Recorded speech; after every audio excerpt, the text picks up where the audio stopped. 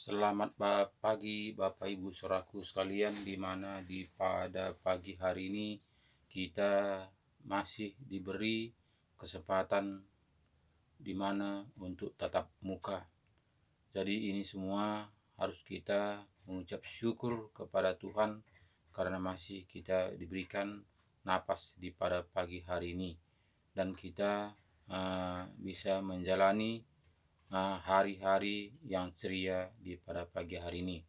Jadi kita akan membaca kebenaran firman Tuhan, bagaimana sebetulnya Tuhan mengajari kita tahun 2000 lalu. Jadi kita diajarkannya kepada kita di mana yang tertulis di dalam Alkitab. Jadi sebelum kita membaca Alkitab firman Tuhan, terlebih dahulu kita lebih berdoa. Mari satu kita dalam doa.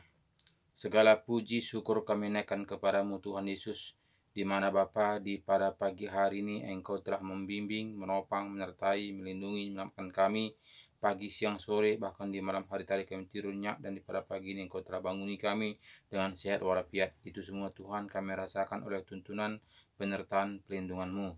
Dan di pada pagi hari ini Tuhan, kami juga Bapa akan membaca sebagian firman-Mu. Engkau campur tangan, Engkau berkarya, Engkau membimbing, sehingga betul-betul firman-Mu yang kami baca bisa kami mengerti dan bisa kami laksanakan sesuai rencana-Mu. Kami percaya Bapa, ulurkan tangan-Mu, topang sertai lindungi kami, sehingga betul-betul Tuhan kami berjalan sesuai dengan kehendak-Mu. Kami tahu Tuhan Yesus, kami ini banyak kekurangan kelemahan kami, baik dalam pemikiran kami, tingkah laku kami sehari-hari. Tapi kami percaya Bapa, Engkau ulurkan tangan-Mu, Engkau berikan kami kekuatan, Engkau penuhi kami dengan tuntun Roh-Mu, sehingga betul-betul Roh-Mu kerja dalam kehidupan kami sehari-hari, menjalankan sesuai kehendak-Mu. Baik juga Bapa di pada pagi hari ini Tuhan, apabila saudara-saudara kami ada masalah, pergumulan, tantangan hidup Tuhan Yesus, kami percaya Bapa, Engkau tetap campur tangan, Engkau memberikan kekuatan, Engkau memberikan kesehatan, sehingga betul-betul mereka tetap dalam tuntunan, dalam topang, dalam perlindungan-Mu. Terima kasih Bapa, dalam nama Yesus kami berdoa dan bersyukur. Haleluya. Amin. Selamat pagi Bapak Ibu Saudaraku sekalian, di mana di pada pagi hari ini kita jumpa lagi untuk merenungkan firman Tuhan. Walaupun mungkin firman Tuhan ini udah terbiasa bagi kita, tapi ini kita saling mengingatkan satu dengan lain. Karena firman Tuhan ini kita tidak akan pernah tamat-tamatnya. Karena kita harus belajar terus, supaya kita itu bisa memahaminya dan bisa kita melakukannya sesuai dengan kehendak Tuhan. Jadi di pada pagi hari ini kita akan membaca firman Tuhan dari 1 Korintus 1 ayat 18. Judulnya Hikmat Allah dan Hikmat Manusia. Ayat 18 mengatakan begini, sebab pemberitaan tentang salib memang adalah kebodohan bagi mereka yang akan binasa, tetapi baik bagi kita yang diselamatkan, pemberitaan itu adalah kekuatan Allah. Jadi kita menyadarinya ketika kita melakukan kehendak Tuhan, berdoa, memuji, memuliakan nama Tuhan, dan bersyukur setiap saat, itu satu adalah kebodohan bagi dunia. Kenapa? Karena kita itu menganggap kurang kerjaan. Orang-orang dunia pada saat ini kita melihat begitu bangun pagi, membuat sarapan pagi dan membuat kegiatan semuanya dan berangkat untuk pergi untuk mencari nafkah. Jadi semuanya itu dilaksanakan oleh semua dunia. Jadi kita sebetulnya kita menjadi anak Tuhan terlebih dahulu ketika kita bangun di pada pagi hari, kita terlebih dahulu memuji, memuliakan nama Tuhan, dan kita bersyukur di mana kita dibanguni di pada pagi hari. Makanya kita ibadah. Hari Sabat itu adalah hari Tuhan Yesus, hari anak manusia, di mana semalam kita pelajari, di mana kita semalam sudah membaca firman yang sudah mengajari kita di mana bagaimana sebetulnya hari Sabat itu. Jadi ketika Yesus datang ke dunia ini, hari Sabat itu adalah Yesus sendiri. Ketika kita berbicara tentang Yesus, itulah hari Sabat. Ketika kita berdoa kepada Tuhan, itulah hari Sabat. Ketika kita memuji memuliakan nama Tuhan, itulah hari Sabat. Karena itu, mari kita kembali kepada Alkitab supaya kita itu tetap tuntunan dan topang dan pelindungan Tuhan, karena sesuai apa yang diajarkan Tuhan Yesus kepada kita, itulah pengenapan, itulah jalan untuk membenahi kehidupan kita supaya kita paham dan mengerti dan bisa menjalankan sesuai dengan kehendak Tuhan. Jadi bukan sesuai kehendak manusia. Jadi banyak saat ini yang kita lihat yang dikerjakan adalah sesuai kehendak manusia, hanya hari Sabat, hari Minggu, hari Sabat. Nah, jadi itu yang diutamakan, lainnya itu masih berkuasa untuk melakukan hal-hal situasi dunia ini. Makanya ketika hari Minggu dia beribadah, ketika keluar dari gereja berbalik lagi seperti biasanya. Jadi tidak ada perubahan, tidak ada pertobatan. Jadi sebetulnya kita anak-anak Tuhan harus ada pertobatan, tidak sama seperti sebelum kita mengenal Tuhan, tapi kita itu ada pertobatan, hitam menjadi putih. Nah, jadi itu sebetulnya kita menjalankan kebenaran firman Tuhan ini. Makanya jika kita melakukannya dengan kedagingan kita tidak akan mampu, karena dianggap kita ini kurang pekerjaan. Bahkan kita dianggap ini sudah mati rasa. Nah, karena kita mengikuti Tuhan Yesus ini dianggap kita mati rasa, karena semua manusia buru-buru untuk mencari harta dunia ini sebanyak-banyaknya. Tapi kita seakan-akan tidak butuh harta dunia ini. Tapi bukan kita tidak perlu, tapi kita tetap mengutamakan firman Tuhan, mengutamakan kemuliaan Tuhan, memuji, menyembah, memuliakan namanya. Itu kita menjadi sebagai anak-anak Tuhan harus kita lakukan itu, karena kita adalah miliknya. Kita sudah beli lunas dengan darah anak domba. Jadi kita itu tidak lagi sama seperti dunia, tapi kita sudah dibeli dengan harga lunas. Nah, jadi kita itu satu kewajiban kita mengikuti aturan-aturan Tuhan Yesus, bukan lagi mengikuti aturan-aturan manusia. Jadi kita sebetulnya kalau menjadi anak Tuhan sudah berpindah dari ajaran manusia menjadi ajaran Tuhan Yesus. Baik, kita akan membaca firman Tuhan di mana 1 Korintus 1 ayat 18. Sebab memberitakan tentang salib memang adalah kebodohan bagi mereka yang akan binasa, tetapi bagi kita yang diselamatkan, pemberitaan itu adalah kekuatan Allah. Karena ada tertulis, aku akan membinasakan hikmat orang-orang berhikmat dan kearifan orang-orang bijak akan kulenyapkan. Jadi jelas di sini katakannya tadi, Tuhan akan menyelapkan kebijakan hikmat duniawi. Jadi semua ini akan berakhir. Tuhan itu sangat membenci kebijakan dunia. Jadi di sini kayak ayat 20 mengatakan kepada kita, di manakah orang yang berhikmat? Di manakah ahli Taurat?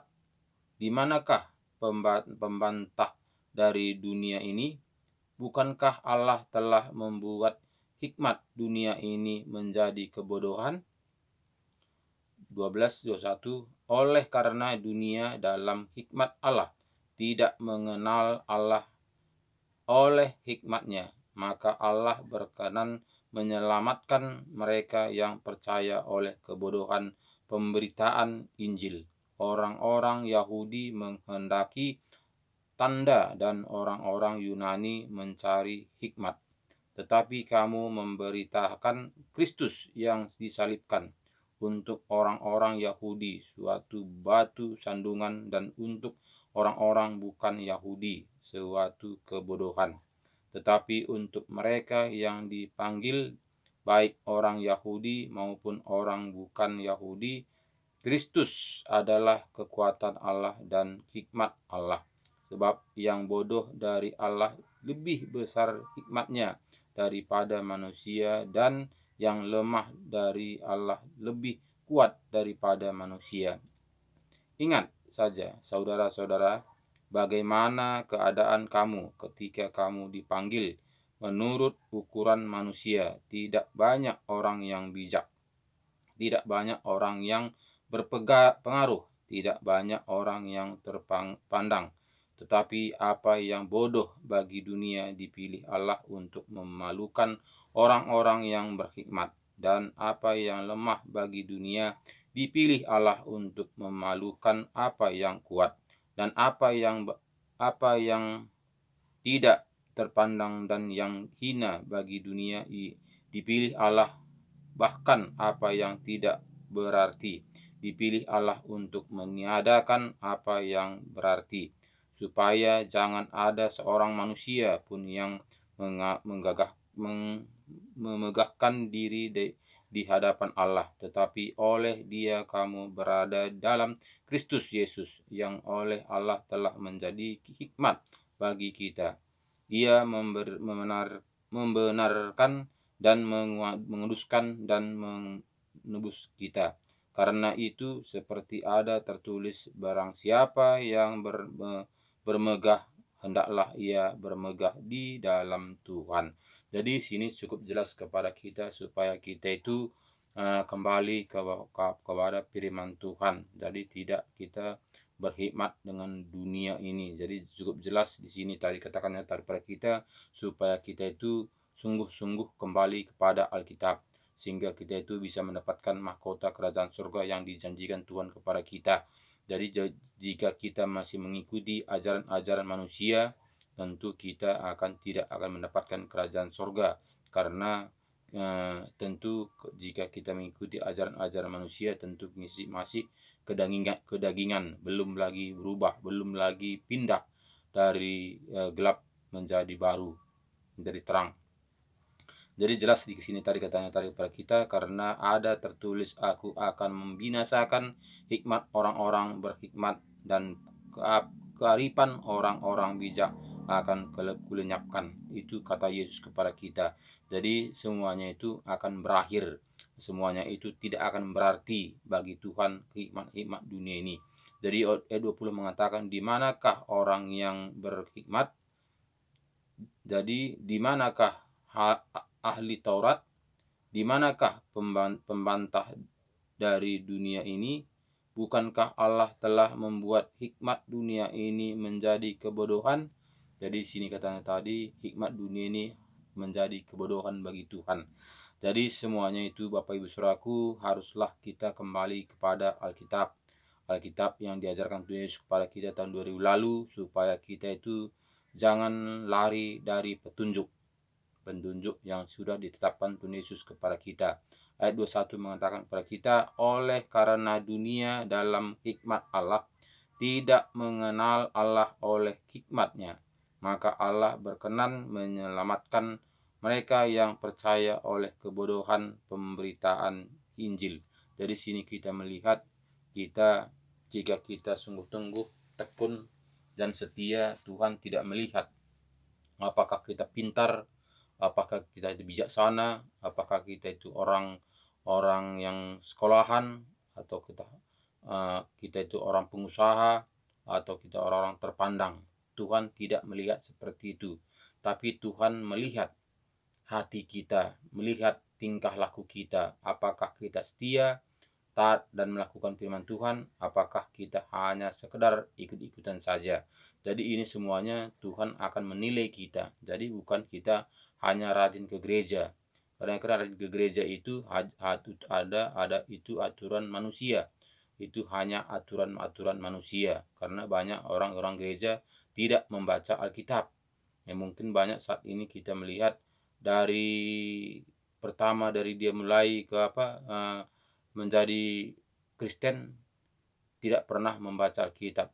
Pada paling pun dia membaca Alkitab pas ada Natalan liturgi, acara liturgi. Jadi itu cuman membaca Alkitab. Lebih itu menjadi pajangan di lemari. Itu kebanyakan saat ini kita orang-orang Kristen. Karena saya juga demikian dahulu, tapi saat ini marilah kita kembali kepada firman Tuhan, baca Alkitab dan renungkan, taati, lakukan. Jadi tidak cukup kita hanya mendengar saja, Karena jika kita mendengar, tentu kabar yang kita dengar adalah kabar yang baik-baik saja.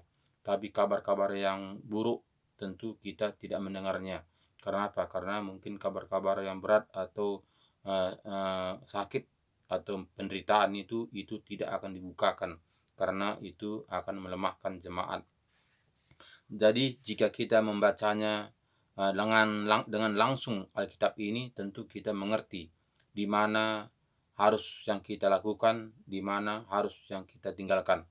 Jadi tidak hanya sekedar ikut-ikutan, jangan kata orang, jangan kata si anu, tapi kita itu harus kita kata Tuhan Yesus. Tuhan Yesus mengatakan, firman Tuhan mengatakan. Jadi itu seharusnya kita menjadi orang-orang Kristen.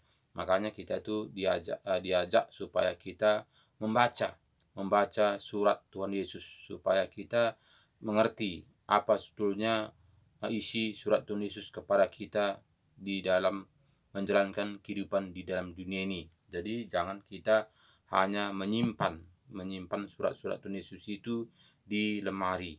Jadi jika kita menyimpannya aja di lemari, kita tidak akan mengerti apa sebetulnya perintah Tuhan, apa sebetulnya ajaran Tuhan Yesus, apa sebetulnya rencana Tuhan Yesus kepada diri kita.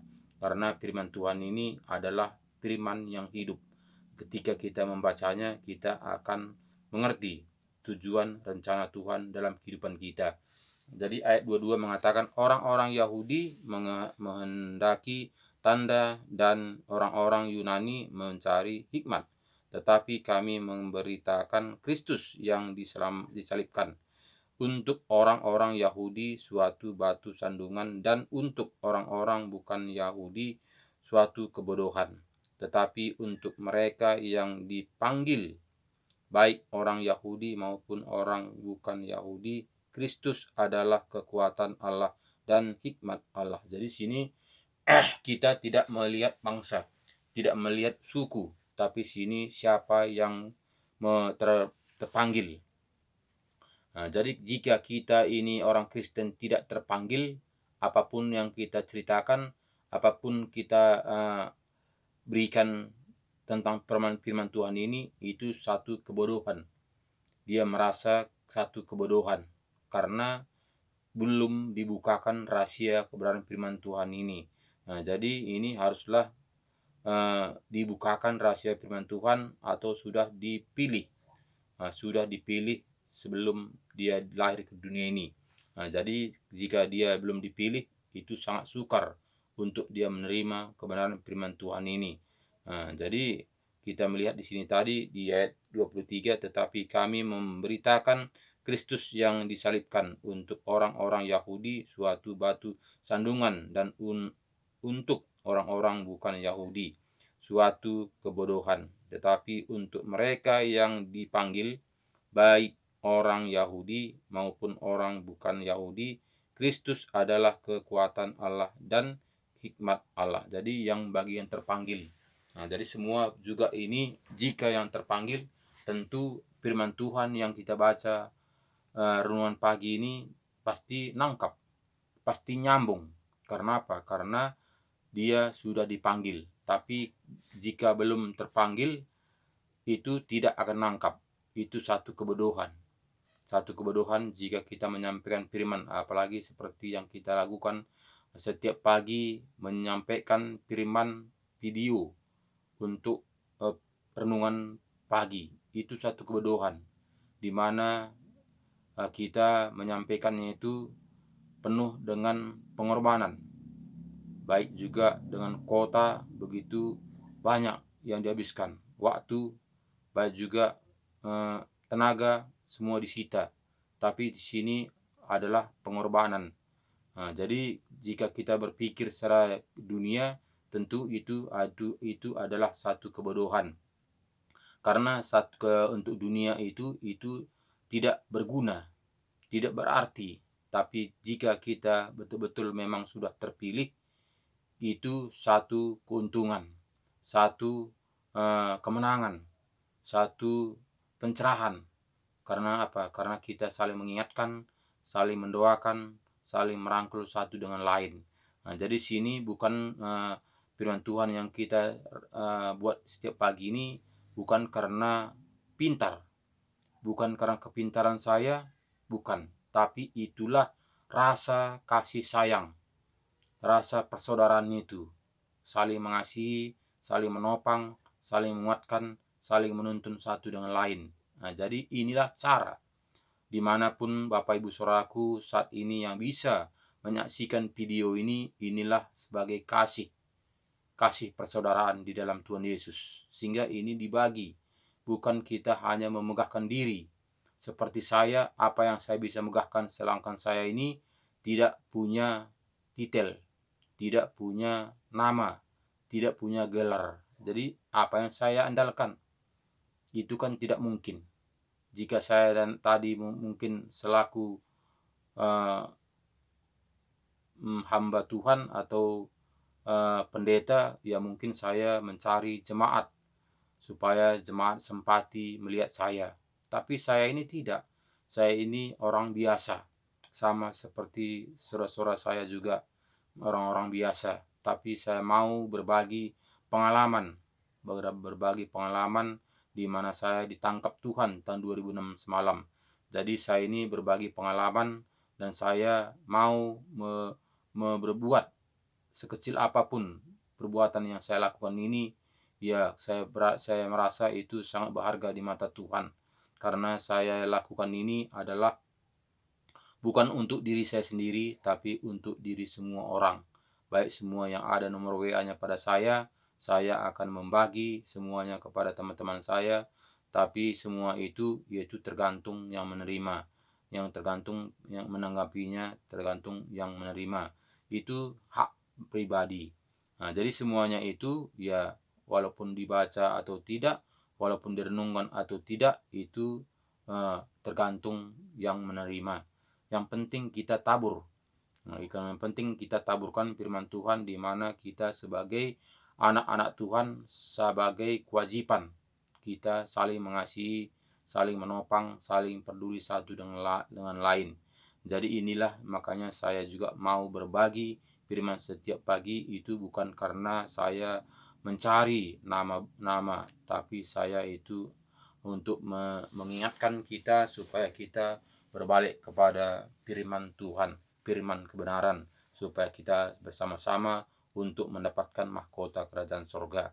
Jadi ayat 24 mengatakan kepada kita, tetapi untuk mereka yang dipanggil, baik orang Yahudi maupun orang bukan Yahudi, Kristus adalah kekuatan Allah dan hikmat Allah, sebab yang bodoh dari Allah telah besar hikmatnya daripada manusia, dan yang lemah dari Allah lebih kuat daripada manusia. Ingat saja, saudara-saudara, bagaimana keadaan kamu ketika kamu dipanggil menurut ukuran manusia. Tidak banyak orang yang bijak, tidak banyak orang yang berpengaruh, tidak banyak orang yang terpandang. Jadi sini kita melihat katanya tadi kepada kita, yang datang kepada Tuhan yang sungguh-sungguh, di sini tidak banyak orang yang terpandang, tidak banyak orang yang berbijak. Karena 26 tadi mengatakan, ingat saja saudara-saudara, bagaimana keadaan kamu ketika kamu dipanggil menurut ukuran manusia. Tidak banyak orang yang bijak. Jelas di sini katakannya tidak ada orang banyak orang bijak. Tidak banyak orang yang berpengaruh, tidak banyak orang yang terpandang. Tetapi apa yang bodoh bagi dunia dipilih Allah untuk memalukan orang-orang yang berhikmat, dan apa yang lemah bagi dunia dipilih Allah untuk memalukan apa yang kuat. Jadi sini jelas katanya kepada kita supaya kita itu kembali kepada firman Tuhan. Jadi mungkin orang-orang yang berada tidak lagi ada waktu untuk membaca Alkitab, memuji, memuliakan nama Tuhan, karena sudah mengejar, ada yang mengejar dia. Tapi kita sebagai anak-anak Tuhan, kita mengutamakan kebenaran firman Tuhan. Kita bersyukur di mana kita sudah dibanguni pada pagi hari, sudah berikan kita napas setiap saat. Jika kita berpikir, kita melihat bagaimana jika kita tidak sehat, bagaimana kita melihat kawan-kawan kita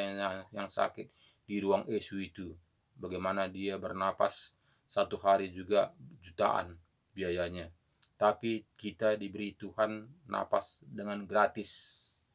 Bagaimana kita ini mengatakan kita anak Tuhan tapi kita tidak bersyukur. Jadi kita itu diajarkan Tuhan Yesus itu kita bersyukur setiap saat. Nah, tetapi ayat 27 mengatakan, tetapi apa yang bodoh bagi dunia dipilih Allah untuk memalukan orang-orang yang berhikmat, dan apa yang lemah bagi dunia dipilih Allah untuk memalukan apa yang kuat, dan apa yang tidak terpandang dan yang hina bagi dunia dipilih Allah, bahkan apa yang tidak berarti dipilih Allah untuk meniadakan apa yang berarti, supaya jangan ada seorang manusia pun yang memegahkan diri di hadapan Allah, tetapi oleh Dia kamu berada dalam Kristus Yesus, yang oleh Allah telah menjadi hikmat bagi kita. Ia membenarkan dan menguduskan dan menebus kita. Karena itu, seperti ada tertulis, barang siapa yang bermegah, hendaklah ia bermegah di dalam Tuhan. Jadi kita diajarkannya kita bermegah, bersyukur setiap saat, karena kita sudah menjadi anak-anak Tuhan. Jadi kita bahkan kita kan, Tuhan Yesus mengatakan kita sudah dibeli dengan lunas, dibayar dengan darah anak domba. Jadi kita itu seharusnya bersyukur, di mana kita tidak lagi sama seperti orang-orang dunia ini. Kita sudah berpindah orang dunia menjadi anak-anak Tuhan. Jadi ini sebetulnya kita wajar bersyukur terus. Tapi kenapa kita tidak mau bersyukur, memuji, memuliakan nama Tuhan terlebih dahulu di pagi-pagi hari? Karena itu tadi, pikiran kita belum lagi dipenuhi dengan Roh Kudus.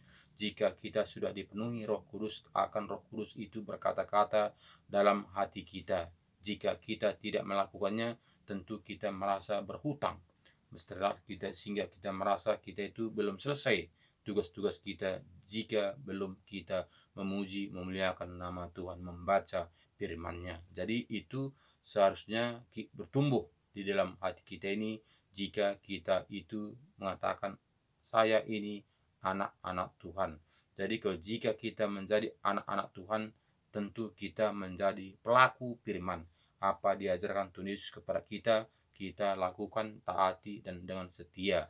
Jadi itulah yang bisa kita baca firman Tuhan renungan pada pagi hari ini. Semoga firman yang kita baca ini bisa menambah iman percaya kita dan mau kita kembali kepada firman Tuhan, supaya kita sungguh-sungguh untuk mendapatkannya, di mana janji-janji Tuhan kita ini adalah menjadi warisan. Kita menerima warisan. Apakah warisan itu? Itulah mendapatkan mahkota kerajaan surga, hidup yang kekal. Jadi itulah tujuan kita sebagai anak-anak Tuhan. Makanya kita setiap hari beribadah. Setiap hari kita itu hari Sabat. Jadi sama Tuhan Yesus kita diajarkannya hari demi hari Sabat. Jadi tidak hanya kita memuji, memuliakan Tuhan setiap hari Minggu saja, tapi setiap terbit matahari kita bersyukur sampai tenggelam matahari. Kita akan tidur, kita juga berdoa, mengucap syukur. Jadi itulah yang bisa kita sampaikan di pada pagi hari ini.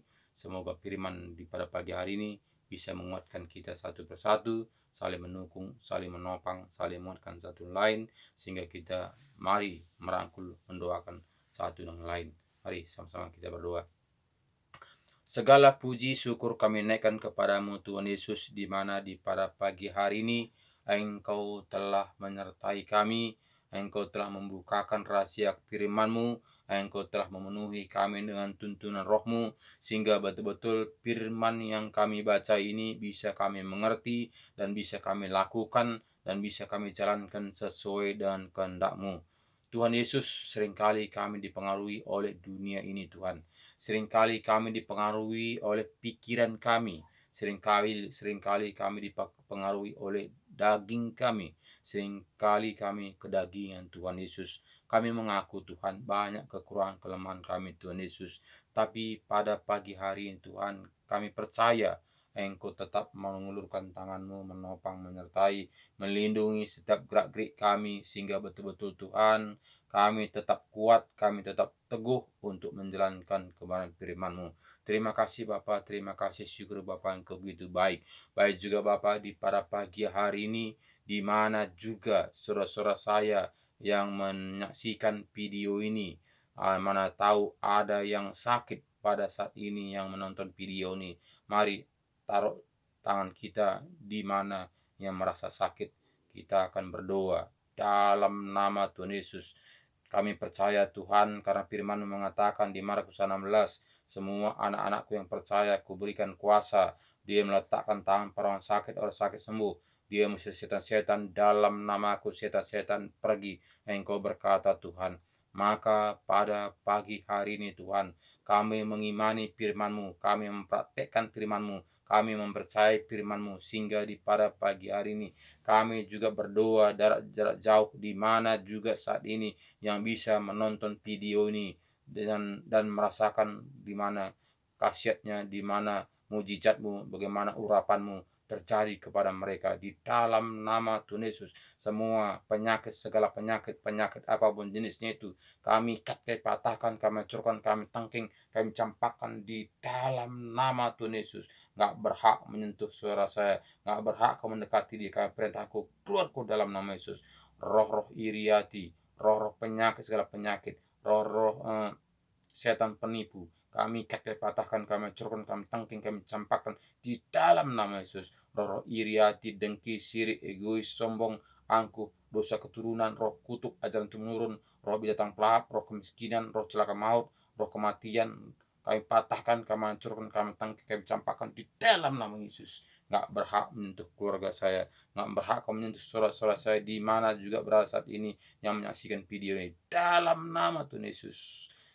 Hanya nama Yesus yang kami sembah, nama Yesus kami tinggikan, nama Yesus kami muliakan. Terpujilah namamu Tuhan Yesus. Syukur Bapa Engkau begitu baik. Kami percaya Bapa bilur-bilur-Mu telah menyembuhkannya, darah-Mu telah menyembuhkannya. Kami percaya Bapa Engkau tutup bungkus kami dengan darah-Mu, sehingga penghuni-penghuni dunia tak bisa mengganggu kami, penyakit-penyakit dalam dunia tak bisa mendekati kami, virus-virus dalam dunia tak bisa menyentuh kami, karena Engkau telah memagari kami dengan darah-Mu. Terima kasih Bapa, terima kasih, syukur Bapa Engkau begitu baik. Di dalam nama Yesus kami berdoa dan bersyukur. Haleluya, haleluya.